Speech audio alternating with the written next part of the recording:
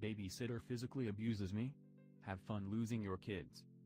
This happened around 12-14 years ago when I was around 3 or 5 at the time, and now a lot of the story is missing or is fuzzy from how long ago it was, but I do remember the worst parts, and I didn't find out what my mom did until over 8 years later. Anyways, a little backstory. I have a disability called myelomeningocele spina bifida, which is the most severe form of spina bifida and leaves a big scar on your back which is very sensitive, and most people are paralyzed from the scar down and have weak muscles from the scar down, but I am lucky enough to be able to walk, although I have barely any calf muscles. But that doesn't have much to do with the story. Now on to Ab. I can't remember much details about her, but she was overweight and had either blonde or orange hair.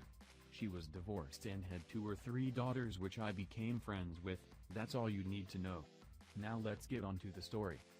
I had to go to a babysitter every weekday because both of my parents had to work full-time. Ab babysat at her house, which was only a few blocks from where I lived. The first few months were all fine and dandy for a while, or at least that's from what I remember, but it started to get worse and worse by the day. I would be punished for small things and spanked every day. She would hit so hard that even by the end of the day I still had a bright red handprint on me. One day I had a single piece of bread, and after eating it she forced me to eat the crumbs so she wouldn't have to clean the plate. Every day, when it's nap time, I got the privilege of sleeping in a luxurious crib which was in a bathroom that was being renovated, and the crib was surrounded by sharp equipment that I could have easily reached and injured myself. When all this started, every time I and my mom even headed in any direction that is towards her house, I would have a huge panic attack and start pleading to not go to Ab's house. My mom thought that it was just something to do with withdrawal from family and being in an unfamiliar place. Finally, after my mom started noticing the handprints, she started to become suspicious and asked why I have handprints on me. I explained in the best way a 3-5-year-old could that she would beat me often. Absolutely fuming, my mom went to Abs and started yelling at her and fighting about how abusing another person's kid is severely wrong. After all that, she called CPS and reported that Ab abused a disabled child. Later I would learn that she lost her ability to babysit and had her daughters taken from her and supposedly moved to their dad's place. Now that I am older and understand the severity of child abuse, I honestly don't feel bad for what happened to Ab, as she did the same to her daughters and they hated her for what she'd done to them.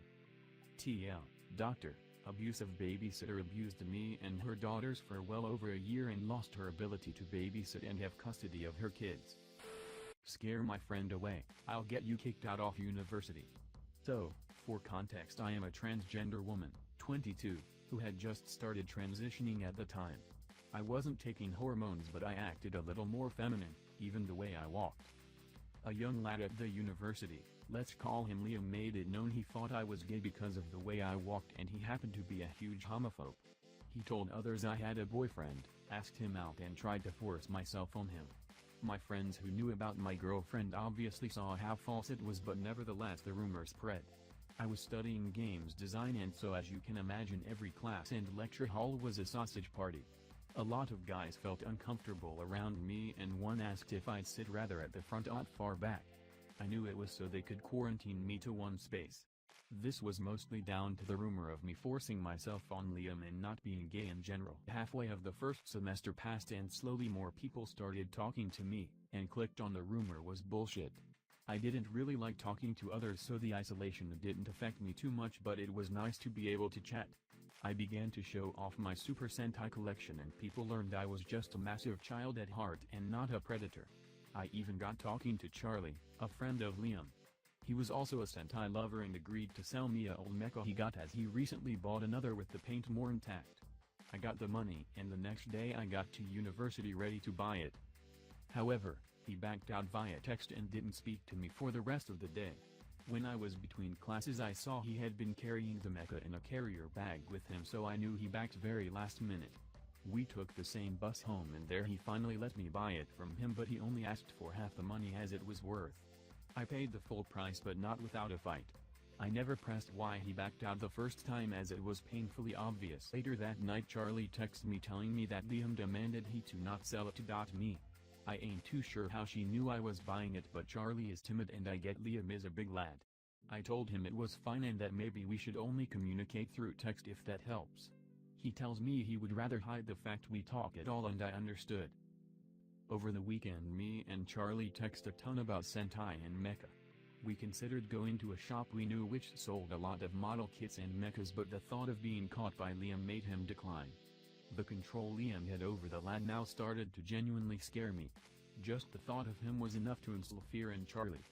I asked him if he wanted to take a train the next town over and go to another shop tens of kilometers away, but he told me he'd rather if I went alone and he'll go on his own another day. I asked to what extent Liam talked about me, but Charlie told me he talked about every gay student in a similar manner, but he was fixated on me. I got back up after my rumor and even took a friend from him, apparently. He told me Liam even hated the idea of me passing the first year and going to the second.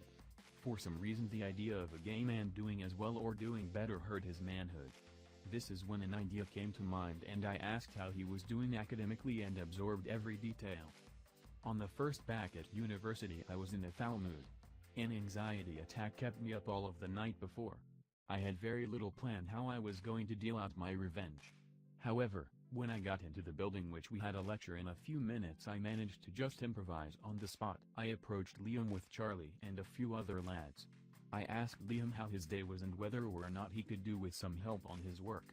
I knew he failed to hand in an assignment before and was struggling to finish another which due date was soon.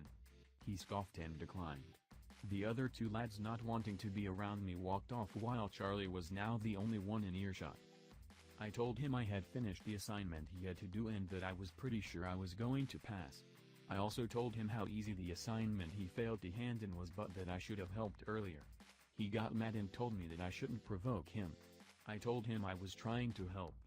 He, now loud enough for others beyond me and Charlie to hear, told me to shut the FK up.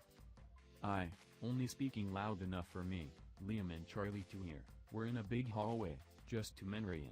Told him to watch his F-king mouth. He then shouted the big ol' F word, the slur for homosexuals, at me.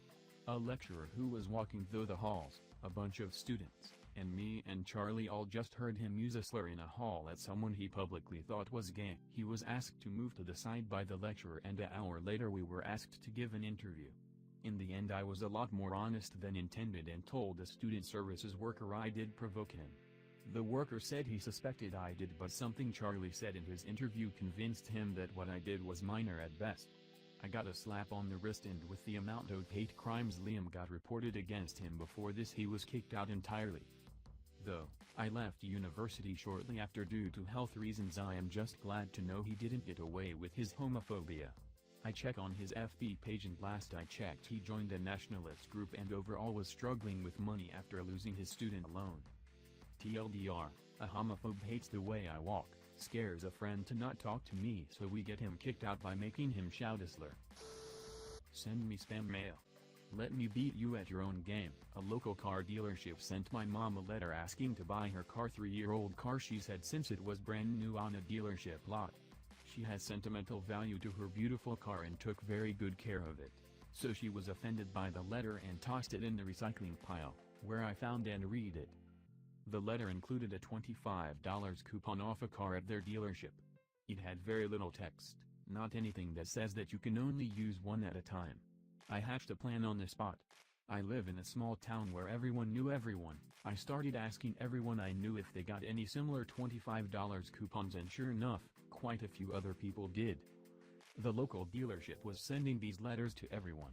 Each time I asked a person if they had them, I also asked them to ask everyone they know, so the word got out quick in town, and I had a few dozen people giving me their $25 certificates, some free, some people sold them to me for like $5. Soon, I had nearly $1,000 worth of these $25 coupons. I decided to play the long game.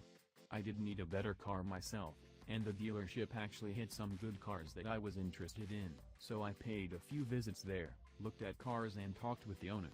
It was one of those stereotypical shady dealerships that try and scam young clueless adults, old people and soldiers into buying overpriced cars with mechanical issues. Not even a week later, he's already sending another letter to half the town, with more $25 coupons. I again began collecting everyone else's $25 coupons. This guy was sending these promotions out on a weekly basis, and it was a huge burden on the local post office. But word was out all over town that I wanted them all, so I practically had people lined up to give me theirs. 2 months after the first letter that came out, I had accumulated 10 grand worth of these $25 certificates. I read enough legal address to know that I should get a lawyer to check the local laws. I went to the local's lawyer office, who referred me to another lawyer, who researched the laws about these kinds of promotions and confirmed that a judge may side by us in a civil courtroom. The lawyer and I walked into the dealership with a drawstring bag full of these coupons, sat down in the owner's office and spilled them out on his desk and demanded one of the cars off his lot essentially free. The owner of course refused and was clearly upset when the lawyer carried out his spiel on laws and such, saying that this was legal cause of his laziness in not having additional notes.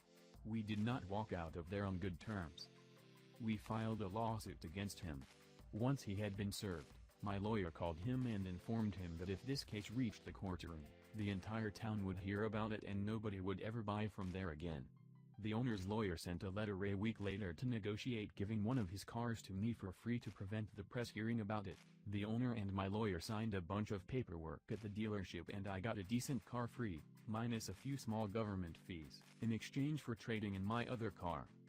The word got out anyways and everyone else started hoarding their $25 certificates until the dealer added limitations to the coupons, and then everyone else stopped going to his dealership. He closed in within a year and I got a free car out of it. All cause he pissed my mom off by trying to buy her car. TLDR, local dealership spams town with $25 coupon promotions in the mail.